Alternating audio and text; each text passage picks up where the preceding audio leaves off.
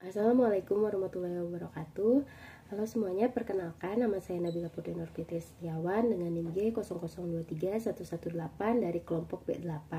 Jadi dalam video ini saya akan menjelaskan beberapa hal mengenai sistema digestiva. Jadi nanti yang pertama kita akan bahas mengenai dinding abdomen, tentang lapisan-lapisannya, juga muskulus-muskulus yang menyusunnya. Lalu yang kedua nanti kita akan bahas mengenai rectum propria dan juga kanalis analis serta neurovaskularisasinya.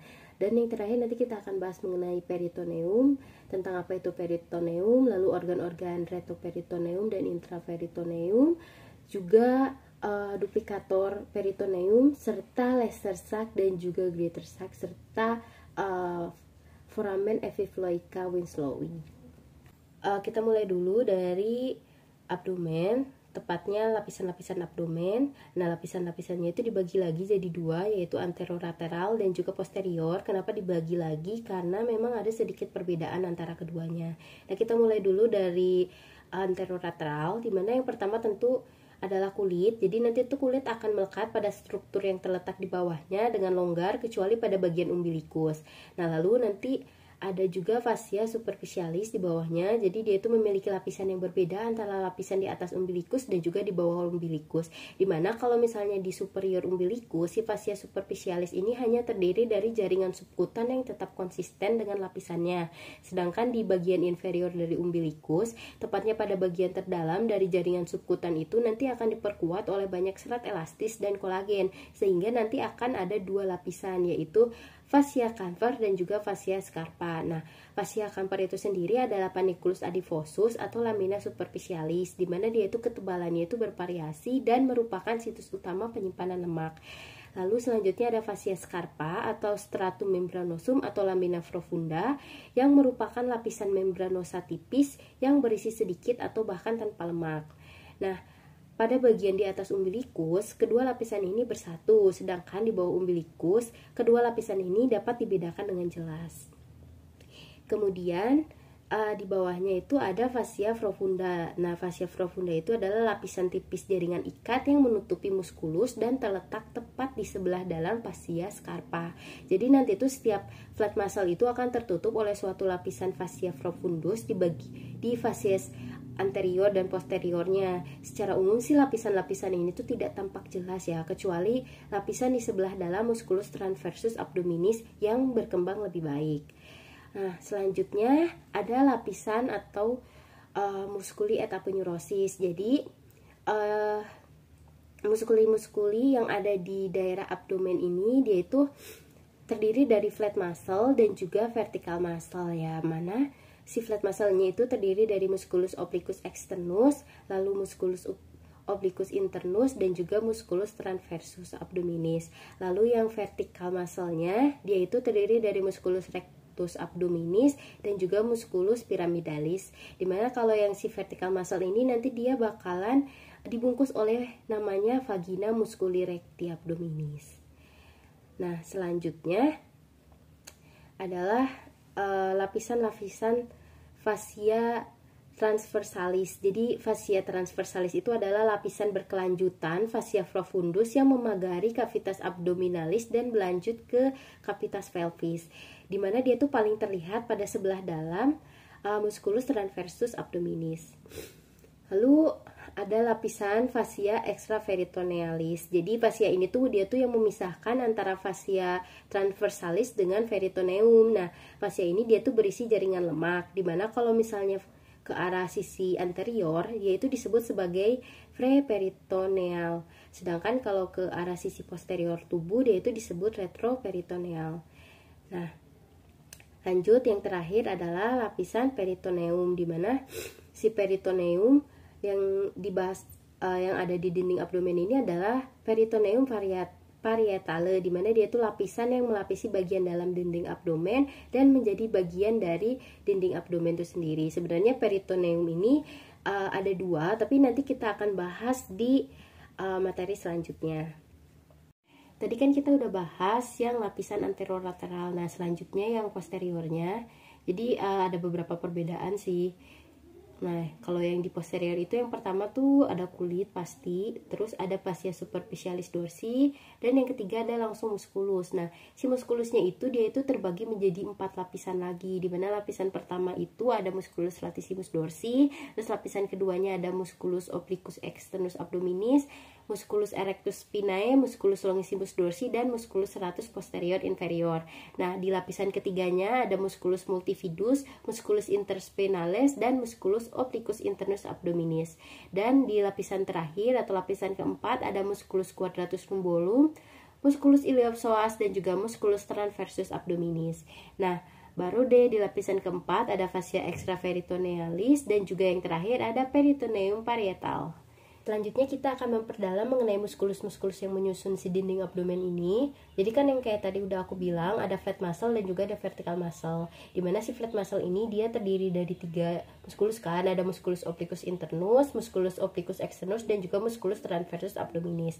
Nah, bedanya tuh apa sih? Jadi bedanya itu dari arah serabutnya. Kalau yang musculus obliquus externus, dia itu arah serabutnya itu inferomedial, jadi kayak huruf V. Kalau yang musculus obliquus internus, dia itu arah serabutnya superomedial, jadi seperti huruf A. Dan kalau yang musculus transversus abdominis ya dia kayak horizontal aja gitu. Nah, terus jadi urutan flat muscle dari yang superficial ke profunda itu jadi musculus obliquus externus abdominis, terus musculus obliquus internus abdominis, dan musculus transversus abdominis. Oh iya, terus juga ada linea alba, jadi dia itu garis berserat, garis tengah tunggal di dinding perut anterior yang dibentuk oleh perpaduan aponeurosis dari 3 muskulus tadi. Dia itu terbentang dari processus sipoideus sampai ke symphysis pubis. Selanjutnya buat yang vertical muscle. Nah, yang vertical muscle ini kan tadi ada 2, ada musculus rectus abdominis dan pyramidalis. Nah, kalau yang musculus rectus abdominis, dia itu berjalan secara vertikal pada dinding abdomen anterior. Dia itu berjumlah sepasang, dimana si otot ini nanti dipisahin sama linea alba. Nah, terus si rectus abdominis ini dibagi menjadi beberapa bagian atau segmen yang jelas. Dia itu dibagi oleh yang namanya intersections tendinae. Jadi dia itu struktur yang membentuk 3 atau 4 pita fibrosum transversus. Jadi yang pertama itu seletak setinggi processus sipoideus, lalu yang kedua itu setinggi umbilicus, dan yang ketiga itu terletak di antara keduanya. Nah, otot ini nanti itu akan dibungkus oleh musculus vagina musculi recti abdominis, yang sesuai namanya merupakan sarung pembungkus musculus rectus abdominis. Nah, sedangkan yang musculus pyramidalis ini dia tuh yang bentuknya kecil di bawah itu, dia tuh berbentuk triangular dan dia tuh sangat kecil. Nah, otot ini tuh tidak selalu ada pada setiap orang. Jadi sekitar 20% orang itu tidak mempunyai otot ini. Dia itu terletak di depan musculus rectus abdominis, bersama-sama terdapat di vagina musculi recti abdominis. Selanjutnya yang kita akan bahas adalah mengenai rectum propria. Nah, jadi seperti yang kita tahu kalau rectum itu terbagi menjadi 2, yaitu rectum proprium dan juga canalis analis. Nah, di sini kita akan bahas dulu mengenai rectum proprianya. Jadi di sisi luarnya itu terdapat flexura sacralis dan flexura verinanalis atau flexura anorectar colon yang berbentuk seperti S jika dilihat dari lateral. Nah, si flexura anorectal ini dia tuh akan membantu menjaga kontinensi tinja melalui tonus otot puborectalis yang merupakan bagian dari levator ani. Nah, saat defekasi, si flexura ini menjadi tegak dan tinja bergerak ke anal kanal. Nah, sisi dalamnya, tepatnya tunika mukosanya itu terdapat lipatan-lipatan transversal yang disebut dengan flicae transversalis recti atau Houston. Nah, di bawah lipatan ini, rektum itu mengalami dilatasi yang membentuk ampula recti. Dia itu terletak langsung di atas dan didukung oleh diafragma pelvis atau levator ani dan ligamen anococcygea. Nah, si ampula recti ini memiliki kemampuan untuk berelaksasi karena fungsinya itu adalah untuk menerima dan juga menahan akumulasi massa tinja sampai dikeluarkan saat buang air besar. Nah, hal ini menjadikan si ampula recti ini sebagai elemen penting yang mempertahankan kontinensi tinja. Nah, terus juga ada zona transisi dari rektum ke canalis analis yang ditandai oleh linea anorectalis atau anorectalis junction. Nah, si area ini tuh dicirikan dengan adanya perubahan dari si flicae transversalis recti menjadi flicae longitudinal anal kanal. Selanjutnya adalah kanalis analis. Nah, di mana dia itu letaknya ada di bawah diafragma pelvis dan juga berakhir di anus. Nah, si kanalis analis ini terbagi menjadi 3 segmen. Yang pertama itu zona columnaris yang terdiri dari lipatan longitudinal yang dibentuk dari corpus cavernosum. Nah, si epitelnya itu kolumner atau kuboid. Lalu ada vecten analis. Nah, jadi dia itu adalah epitelium squamous kompleks non keratinisasi yang menimbulkan zona putih di mukosa atau zona alba. Nah, si garis superior pada zona ini tuh disebut linea pectinate atau istilah medisnya itu linea dentata. Nah, garis bergeriginya itu mengikuti katup anal dan pada bagian ini tuh nanti terdapat valvula analis. Lalu yang terakhir ada zona cutanea. Jadi dia itu adalah kulit eksternal yang mana dia dibatasi secara tidak konsisten oleh linea anocutanea. Nah, terus ada juga 3 permukaan dalamnya itu nanti bakalan ditemuin kolumna rectalis atau analis yang merupakan 5-10 lipatan tunika mukosa longitudinal karena kan adanya anastomosis arteri dan vena cabang-cabang dari vas intramuscularis arteri rectalis superior. Terus yang kedua ada vulvae analis, jadi dia itu merupakan pelipatan mukosa yang menghubungkan tiap 2 kolumna pada bagian kaudal. Terus ada juga sinus rectalis yang merupakan cekungan di antara vulvae analis.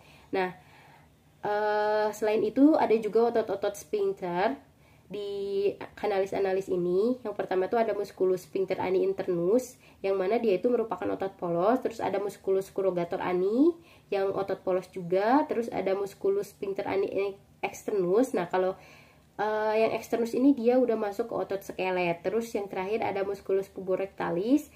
Dia bagian dari musculus levator ani yang merupakan otot skelet juga. Selanjutnya buat neurovaskularisasinya, buat arterinya, yang pertama itu arteri rectalis superior, dia itu cabang dari arteri mesenterica inferior. Terus ada arteri rectalis media, dia cabang dari arteri iliaca interna. Terus ada arteri rectalis inferior, cabang dari arteri iliaca interna. Nah, kalau buat venanya, ada vena rectalis superior yang akan beranastomosis dengan vena rectalis media dan juga inferior yang akan bermuara menuju ke vena porta hepatis. Nah, pada anal kanal itu, drainase vena yang terletak di atas linea pectinate itu akan bermuara ke vena porta, sedangkan drainase yang ada di bawah linea pectinate itu akan bermuara ke vena cava inferior. Nah, buat inervasinya, kalau buat simpatis itu dia diinervasi oleh nervus planolumbalis. Kalau buat parasimpatisnya itu diinervasi oleh nervus splanchni pelvici atau nervus erigentes. Nah, terus kalau rektum bagian kaudalnya juga dia itu mendapat inervasi dari cabang flexus sacralis yaitu nervus pudendus yang disebut dengan nervus hemorrhoidales inferior. Selanjutnya kita akan bahas mengenai peritoneum. Nah, peritoneum itu apa sih? Jadi dia itu adalah lapisan tipis dan licin dari membran serosa yang melapisi bagian dalam dinding abdomen dan membungkus sebagian atau seluruh organ visceral abdomen. Nah, si peritoneum ini dibedakan menjadi 2, yaitu peritoneum parietal dan juga peritoneum visceral. Dimana kalau yang parietal itu dia yang melapisi bagian dalam dinding abdomen dan menjadi bagian dari dinding abdomen.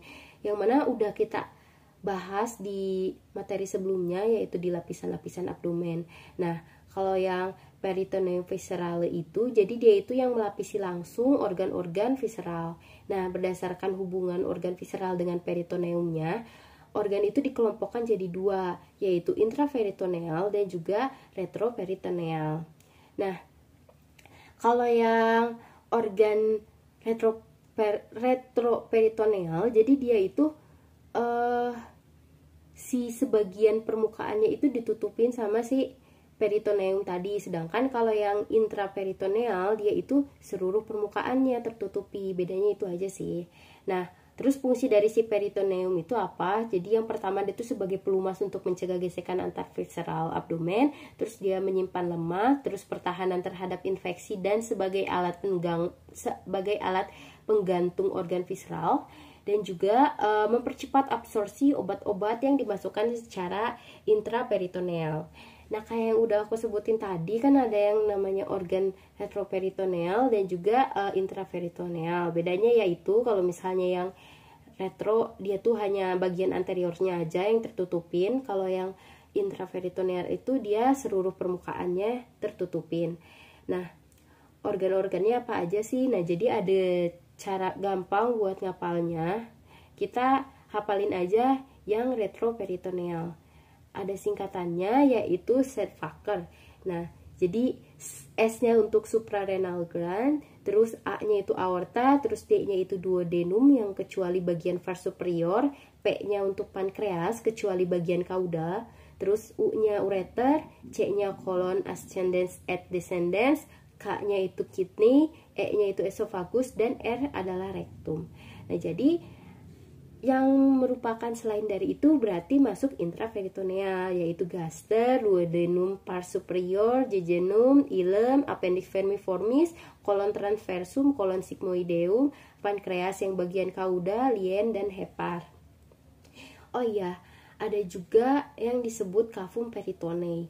Nah, cavum peritonei itu dia itu jadi si lapisan peritoneum itu kan ada dua tuh. Nah, dia itu membentuk suatu rongga yang disebut cavum peritonei atau peritoneal cavity. Jadi dalam keadaan normal, si cavum ini tuh dia berisi sedikit cairan serosa. Nah, cairan ini tuh berfungsi untuk melubrikasi permukaan peritoneum sehingga si viscera itu bisa bergerak satu sama lain tanpa adanya friksi atau gesekan serta memungkinkan gerakan-gerakan digesti. Nah, akibat adanya perputaran saat embrional, pada saat dewasa, si cavum peritoneum ini nggak lagi membentuk suatu rongga yang utuh, tapi terpisah menjadi dua ruangan yang saling berhubungan, sehingga dikenallah sebagai cavum peritonei mayor dan cavum peritonei minor, di mana nanti si kedua cavum ini akan berhubungan melalui sebuah lubang yang disebut foramen epiploica Winslowi. Selanjutnya kita akan bahas mengenai duplikator peritoneum. Nah, di mana dia itu terbagi menjadi tiga nih. Yang pertama itu ada mesentery atau alat menggantung peritonei, lalu ada omentum, lalu yang terakhir ada ligamentum peritonei. Nah, si duplikator peritoneum ini, jadi dua lapis peritoneum itu bakalan jadi mesenterium dan omentum minus. Nah, tapi kalau misalnya omentum maius itu, dia itu terdiri dari 4 lapis peritoneum. Nah, kita bahas dulu dari mesenterium. Jadi mesenterium itu, dia itu melekatkan viscera intraperitoneal ke dinding abdomen posterior. Nah, di sini ada mesenterium, jadi dia itu lipatan ganda peritoneum yang luas dan berbentuk kipas yang menghubungkan antara jejunum dan ileum dengan dinding posterior abdomen. Nah, terus ada mesokolon transversum. Jadi mesokolon ya berarti dia itu mesenterium dari kolon. Nah, jadi dia itu lipatan peritoneum yang menghubungkan kolon transversum dengan dinding posterior abdomen. Lalu ada juga mesokolon sigmoideum, dia itu lipatan peritoneum yang berbentuk huruf V terbalik yang melekatkan kolon sigmoideum pada dinding abdomen. Nah, dia tuh jenis-jenisnya tuh banyak ya, mesenterium itu selain yang tadi disebutin. Jadi kalau misalnya di kolon kan tadi namanya mesokolon. Nah, kalau di intestinum tenu itu kan tadi mesenterium. Nah, kalau di appendix juga ada namanya itu mesoappendix atau mesenteriolum. Lalu ada omentum. Nah, omentum tadi kan ada yang majus dan juga yang minus. Nah, jadi dia itu membentang dari gaster dan proximal duodenum untuk melekatkan visceral intraperitoneal. Dimana ya, kalau misalnya yang omentum majus itu dia tuh berasal dari mesenterium dorsalis yang merupakan lipatan peritoneum yang melekat pada curvatura mayor gaster dan duodenum vas superior. Nah, omentum ini tuh terbentuk seperti tirai, dimana si omentum ini tuh turun menutupi kolon transversum dan intestinum tenu yang merupakan dan turun menutupi kolon transversum dan jadi omentum ini tuh berbentuk seperti tirai, di mana si omentum ini turun menutupi kolon transversum dan intestinum tenu. Kemudian dia tuh bakalan melipat ke belakang dan melekat pada bagian atas dari mesokolon transversum. Nah, terus di sini lebih lanjutnya itu terdapat dua arteriae dan venae yang berada pada omentum maius, yaitu arteri dan vena gastromentalis dextra dan gastromentalis sinistra. Nah, dia itu disusun atas 4 ligamentum, yaitu ligamentum gastrosplenica,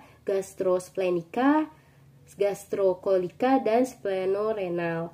Sedangkan kalau yang omentum minus, dia itu berasal dari mesenterium ventralis yang merupakan lapisan peritoneum yang melekatkan curvatura minor gaster dan duodenum vas superior menuju ke facies inferior dari hepar. Nah, dia itu disusun oleh dua ligamentum, yaitu ligamentum hepatoduodenal dan gastrohepatica.